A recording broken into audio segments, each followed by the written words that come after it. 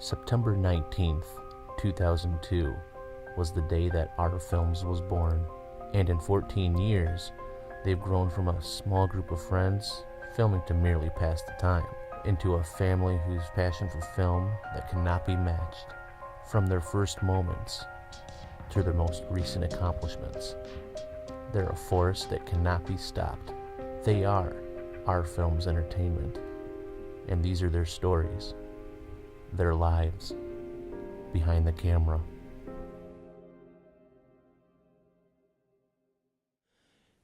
You could say that his life has been very active thus far, but to Mark Penrod, it's just begun. Before joining R Films in 2003, he was heavily involved with a backyard wrestling organization that R Films co-founders Brian Molka and Nicholas Barone ran from 1997 to 2006. Yeah. I had the chance to watch them practice, and I would have to say they're a little cocky. They're pretty confident coming in. They have a different fighting style as BCW was, and I think it's going to be a great event. I hope so. I hope that BCW can stick together and, against all odds, and I hope they can defeat these guys. Jester, alongside him there's ex-wrestler Warren. Anybody who was here last time might have remembered me and Joker beating the hell out of each other. Well, blood runs thicker than water, ladies and gentlemen. I'm calling him out to the ring right now. Wow. Me and him are going to beat the hell out Hopefully of his some paint poor doesn't bitches. run. I hope not. I guess ECP's back together now. I don't know if it's for one match only. Last event they were furious at each other and went on a one-on-one match. Trying to remember, here comes Joker. Sporting the number 20 as usual. Cliche. Now see, one thing I've learned from the past. I mean, this is our second, telecast that we're doing here. It just seems to me like a lot of the fans hate Jester, but they seem to love Joker. Looking back at it, our backyard wrestling wasn't as extreme as a lot of these damned idiots do. We did more like the storyline, entertainment type stuff, and I mean, me and Brian both had these aspirations to become, professional wrestlers. And out at Candy's house when we built the wall with the entranceway and stuff, and then Will had a damn ninja sword that he put on the ground after he came out. And when I threw him through the wall, he landed right next to the damn sword. I remember grabbing Derek and telling him, "Hey, I'm going to throw you across the fire," because we had a big bonfire going. And he goes, No. I'm like, "You're going!" And I threw him, and he lost his shoes as he was going over. Those were good times. Also, I liked it all, dude. I mean, because we were a group doing things. I mean, and we weren't doing anything illegal, like knocking over liquor stores or something. I enjoyed it all. I really did. But, I mean, coming up with the, Jester character and doing that, I had a fantastic damn time. I remember me and Brian would practice our, entrance. And, we'd throw the ICP entrance music on from the oddities, and we'd be practicing our entrances for hours.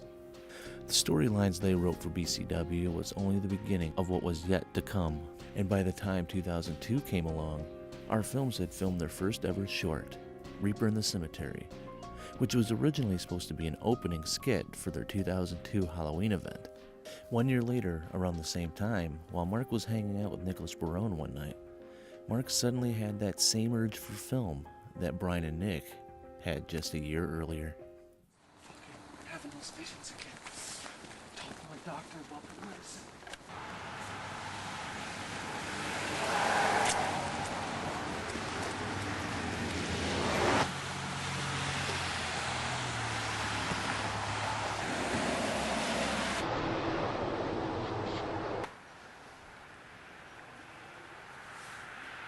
The first film that I did with what would eventually become Our Films was Halloween 9. I think we eventually referred to it as Michael Goes Mobile. And bored, possibly drunkenness, I don't really remember, we decided to, it's like, hey, we've got a video camera and a Michael Myers mask. Let's make a, Michael Myers movie. I thought it was fun. There was nothing bad about it. It was something we did while we were hanging out, and there were more than a few funny parts when we were filming it. Ooh, Britney Spears, so nice. I forgot about that.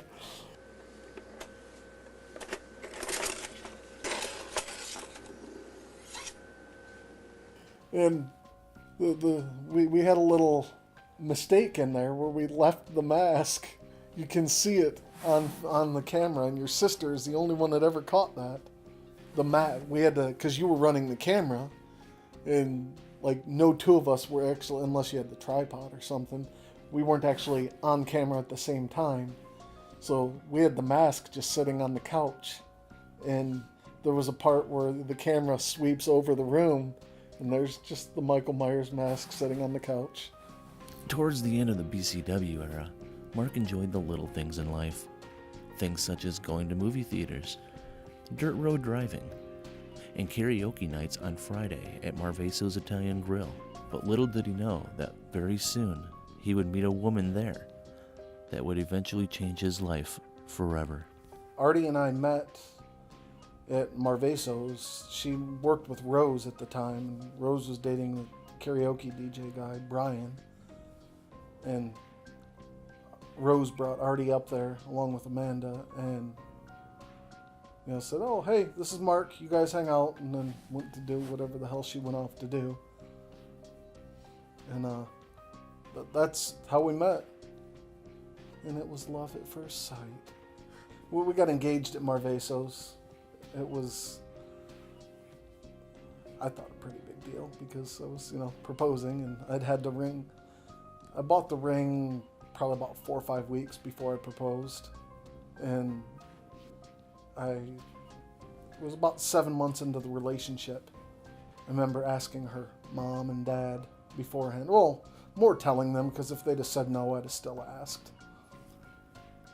Love was in the air, and very soon after, they were to become married. I've been married 10 years this year. Married September 1st, 2007. So, 2017, 10 years. My wife, Artie, had an Indian wedding the day before. It was a cultural thing, a Hindu wedding for her. Well, for me too. But there was so many people. I mean, I've never seen that many people crammed into a backyard before. It was a fantastic wedding. Where are you going? What the fuck? What? No. What? You know what? Thanks, She's Mark. got a good fucking idea. She's got a really good fucking idea. What? You two What? fuckers Fucking are dumb. gonna look responsible. No, for bullshit. This No, is bullshit. you're right. It is gonna look like you guys fucking No, live there. Mark. You just fuck you. Mark, I'm out of here. no, this is- Fuck you guys. Mark. I'll leave. Oh, shit.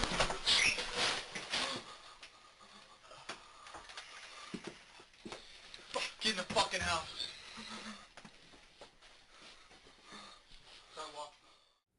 The Third Wheel was written, shot, and released in the fall of 2008. And for Mark, the film was one of his favorites to be a part of. Everything from the overall chemistry of the cast, to even when he was pranked on. While we were shooting The Third Wheel, and we went to Jeremiah's house, I was under the impression we were going there to shoot a movie, and as we got there, Jeremiah was leaving. Said he had a date or something, and I thought it was kind of a dick move. And I wasn't aware that the camera was rolling, and you guys had me going for probably 20 minutes, it seemed like. We do it later, man. Come on, dude. I gotta get going. No. I gotta go. Fuck you. We'll Don't. replace Don't you. leave. No. We won't You're an replace asshole. you. Yeah, we'll catch you guys later, man. Fucking ass. God damn it. Replace him, dude. I don't know, man. He, Derek, and him thought of the whole damn idea. Don't replace him if he's not gonna I don't know. stay committed to it. I canceled plans for the night. Met some chick from MySpace and like, oh my god, it's really hot. Fuck this. I've got standing plans every Friday that I can't. Well, Brian said he might be here later. Beth is on her way. And then Derek, I don't know if I had to pick him up. Oh, I thought things were done because he'd left, so we were just hanging out. I was goofing around on the computer.